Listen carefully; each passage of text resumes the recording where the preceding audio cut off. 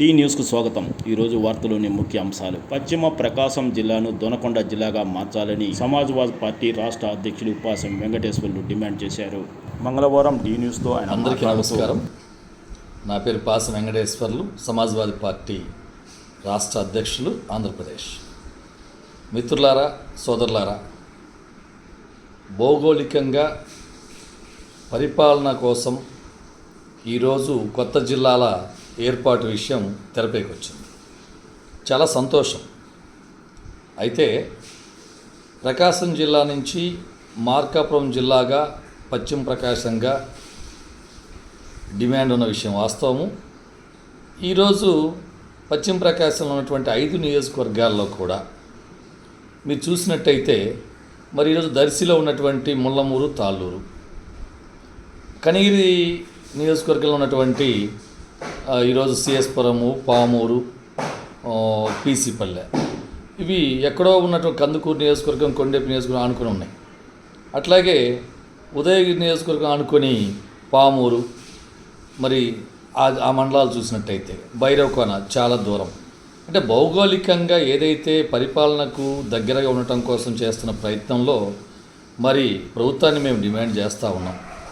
ఖచ్చితంగా మాకు ప్రకాశం జిల్లా నుంచి పశ్చిమ ప్రాంతంలో ఉన్నటువంటి జిల్లాను వేరు చేయాలని కోరుకుంటూ, ఆ జిల్లాలో పరిపాలన దక్షుడు రాజు అయినటువంటి కాటమరాజు గారు ఈరోజు చూస్తే దర్శి నియోజకవర్గంలో కుర్చేడు, దొనకొండ, గంగదొనకొండ, ఎర్రగొండపాలెం నుంచి పెదారవిడి మండలం నుంచి మరి ఈరోజు మరి గుండంచెర్ల, మాగుటూరులో ప్రతి సంవత్సరం కూడా 1,00,000 మంది పైన భక్తులు వచ్చేటువంటి పరిస్థితి ఉంది.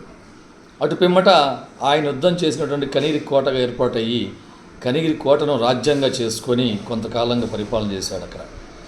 అయితే దక్షిణ భారతదేశం అంతా తిరిగినటువంటి కాటమరాజు గారు గోవులు మేపుకుంటూ మరి చివరి యుద్ధం అనేటువంటిది ఎర్రగడ్డపాడు, అంటే ఎలవలపాడు దగ్గర ఉన్నటువంటి ఈరోజు గంగమ్మ తల్లి పక్కన ఉన్నటువంటి ఎర్రగడ్డపాడులో నేల కొరిగినట్టుగా అనేక ఆనవాళ్ళు చెప్తా ఉన్నాయి.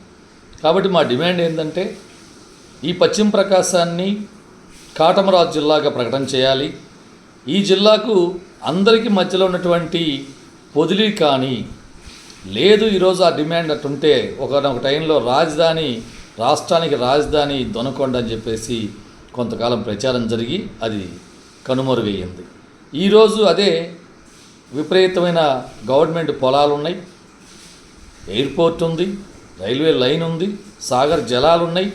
అటు మార్కాపురానికి, దర్శికి, త్రిపురాంతకానికి, ఇటు కొనకలమిట్ల, కనిగిరి, ఇవన్నిటికి కూడా మధ్యస్థంగా ఉన్నటువంటి వేలాది ఎకరాలు ఉన్నటువంటి అవకాశం ఉన్నటువంటి మరి దొనకొండను రాజధానిగా చేస్తే చాలా మంచిది, అందరికి కూడా అందుబాటులో ఉంటుందని నేను మనవి చేస్తూ ఇటు కాటమరాజు జిల్లాగా ప్రకటన చేసి మరి ఆ జిల్లాకు అందరికి అవకాశం ఉన్నట్టు మధ్యలో ఉన్నటువంటి దొనకొండని రాజధాని చేస్తే అన్ని విధాలు సరిపడుతుందని చెప్పేసి మా డిమాండ్ని సమాజ్వాదీ పార్టీ నుంచి మీకు తెలియజేయడం జరుగుతుంది. Thank you sir. Thank you.